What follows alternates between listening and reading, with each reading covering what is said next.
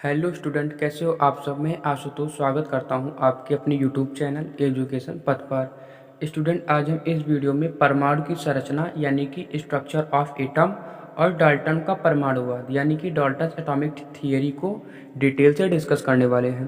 तो आइए student, time न वेस्ट करते हुए हम चलते हैं, इन दोनों टॉपिक को हम एक एक करके समझते हैं। तो पहला स्टूडेंट आपका परमाणु की संरचना यानी कि स्ट्रक्चर ऑफ एटम। तो देखिए स्टूडेंट, परमाणु की संरचना यानी कि स्ट्रक्चर ऑफ एटम क्या होता है, देखते हैं। आपको पता होना चाहिए स्टूडेंट कि जब का परमाणु है, परमाणु के केंद्र में एक नाभिक होता है। ठीक है स्टूडेंट, मतलब परमाणु के केंद्र में नाभिक होता है जिसका आकार परमाणु के आकार से बहुत छोटा होता है। मतलब नाभिक का जो आकार होता है स्टूडेंट, वो परमाणु के आकार से बहुत छोटा होता है। नाभिक पर विद्युतीय धन आवेश होता है। ठीक है स्टूडेंट, मतलब कि जो है, जो आपका नाभिक है उस पर विद्युतीय धन आवेश प्रेजेंट होता है तथा यह ऋणावेशित कणों यानी कि इलेक्ट्रॉनों से घिरा होता है। ठीक है स्टूडेंट, मतलब किसके चारों तरफ जो है, जो नाभिक है इसके चारों तरफ और ऋणावेशित कण यानी कि इलेक्ट्रॉन से ये घिरा होता है। इसके चारों तरफ इलेक्ट्रॉन मौजूद होते हैं। इन बाह्य इलेक्ट्रॉनों द्वारा ही परमाणु का व्यास निर्धारित होता है। ठीक है स्टूडेंट, मतलब कि इस जो बाह्य इलेक्ट्रॉन है किसके, नाभिक के चारों तरफ, इन्हीं बाह्य इलेक्ट्रॉनों द्वारा ही जो आपका परमाणु है उसका व्यास जो है वो निर्धारित होता है। ठीक है स्टूडेंट, आगे देखते हैं जो आपका डाल्टन का परमाणुवाद है वो क्या होता है। उससे पहले स्टूडेंट, मैं आपसे उम्मीद करता हूं कि आपने जो है परमाणु की संरचना की स्ट्रक्चर ऑफ एटम जो हमने आपको समझाया वो अच्छे समझ में आ गया होगा। अब हम देखते हैं स्टूडेंट, जो आपका डाल्टन का परमाणुवाद है यानी कि डाल्टन एटॉमिक थियरी, वो क्या कहता है। तो देखिए स्टूडेंट, डाल्टन का परमाणुवाद निम्नवत है। ठीक है, पहला है स्टूडेंट, तत्व अनेक सूक्ष्मतम कणों से मिलकर बना होता है। आपको पता होना चाहिए स्टूडेंट, जो आपका तत्व है वो अनेक छोटे छोटे कणों से मिलकर बना होता है जिसे हम परमाणु यानी कि एटम कहते हैं। इतना आपको पता है। अगला पॉइंट है स्टूडेंट, मतलब डाल्टन का जो परमाणुवाद है वो अगला दूसरा, इसमें जो आपका दूसरा पॉइंट है वो क्या कहता है। देखिए, कहता है कि परमाणु अविभाज्य है, अर्थात परमाणु को किसी भी विधि से अन्य सूक्ष्म कणों में विभाजित नहीं किया जा सकता।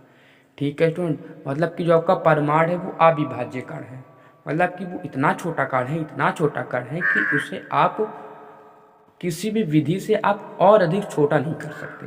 ठीक है स्टूडेंट, ये कहता है आपका डाल्टन का परमाणुवाद। अगला पॉइंट है, परमाणु ना तो नष्ट किए जा सकते हैं और ना ही उत्पन्न किए जा सकते हैं। ठीक है स्टूडेंट, मतलब परमाणु को ना तो आप नष्ट ही कर सकते हो और ना ही इसे आप उत्पन्न यानी कि बना ही सकते हो। अगला है, एक ही तत्व के परमाणु आकार, द्रव्यमान तथा अन्य सभी गुणों में एक दूसरे के समान होते हैं। मतलब स्टूडेंट, जो आपका डाल्टन का परमाणुवाद ये क्या कहता है कि एक ही तत्व के जो परमाणु हैं वो आकार, द्रव्यमान तथा और भी जो गुण हैं उनमें ये एक दूसरे के समान होते हैं। ये कहता है आपका डाल्टन का परमाणुवाद। आगे है, विभिन्न तत्वों के परमाणु आकार, द्रव्यमान तथा अन्य गुणों में एक दूसरे से भिन्न होते हैं। ठीक है स्टूडेंट, मतलब कह रहा है कि जो भिन्न भिन्न तत्वों के परमाणु होते हैं वो आकार, द्रव्यमान तथा अन्य सभी गुणों में एक दूसरे से अलग अलग होते हैं। फिर से समझिए स्टूडेंट, कंफ्यूज मत होइएगा। अभी थोड़ी देर पहले हमने आपको बताया था कि समान तत्वों के जो परमाणु हैं, ठीक है स्टूडेंट, समान तत्वों के जो परमाणु हैं या फिर एक ही तत्वों के जो परमाणु हैं वो आकार, द्रव्यमान तथा अन्य सभी गुणों में समान थे, लेकिन अगर वहीं भिन्न भिन्न तत्वों के परमाणु होंगे, ठीक है स्टूडेंट, तो वो आपस में आकार, द्रव्यमान और भी गुणों में दूसरे से वो अलग होंगे, भिन्न होंगे। ये कहता है आपका डाल्टन का परमाणुवाद। अगला है, दो या अधिक तत्वों के परमाणु, दो या दो से अधिक तत्वों के परमाणु जो है वो सरल गुणित अनुपात में मिलकर यौगिक परमाणु यानी कि अणु, इसी को हम अणु कहते हैं। ठीक है, वो बनाते हैं। ध्यान से समझिए, कह रहा है कि दो या दो से अधिक तत्वों के परमाणु सरल गुणित अनुपात में मिलकर। ठीक है स्टूडेंट, आपने हम इसके बारे में पिछली वीडियो में यानी कि जब हम आपको रासायनिक संयोग का नियम पढ़ा रहे थे तो वहाँ पे आपको इसके बारे में हमने डिटेल में समझाया था। ठीक है, तो आप उस वीडियो को जरूर देख लीजिए। तो देखिए स्टूडेंट, फिर से समझिए, दो या दो से अधिक तत्वों के जो परमाणु है वो सरल गुणित अनुपात में मिलकर यौगिक परमाणु या इसी को हम अणु कहते हैं वो बनाते हैं। ये कहता है आपका डाल्टन का परमाणुवाद। तो आई होप स्टूडेंट आपको डाल्टन का परमाणुवाद जो है वो अच्छे से समझ में आ गया होगा। अब स्टूडेंट, आपको यहाँ पे हम कुछ नोट्स रिलेटेड कुछ पॉइंट्स हैं उसको हम बताते हैं जो आपकी जानकारी के लिए मैं आपको बता रहा हूँ, मतलब ये आपके लिए इम्पोर्टेंट है।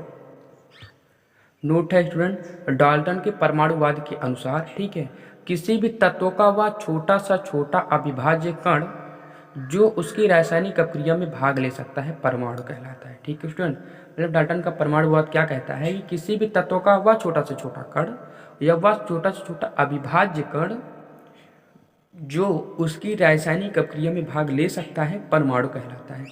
ये कहता है आपका डाल्टन का परमाणुवाद।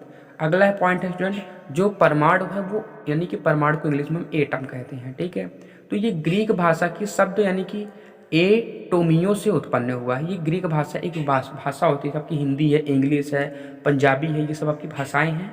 वैसे एक भाषा होती है ग्रीक। तो इस भाषा का एक शब्द है एटोमियो। ठीक है, तो एटोमियो से ही आपका एटम शब्द बना है। तो इस एटोमियो का जो अर्थ होता है स्टूडेंट वो है अविभाज्य।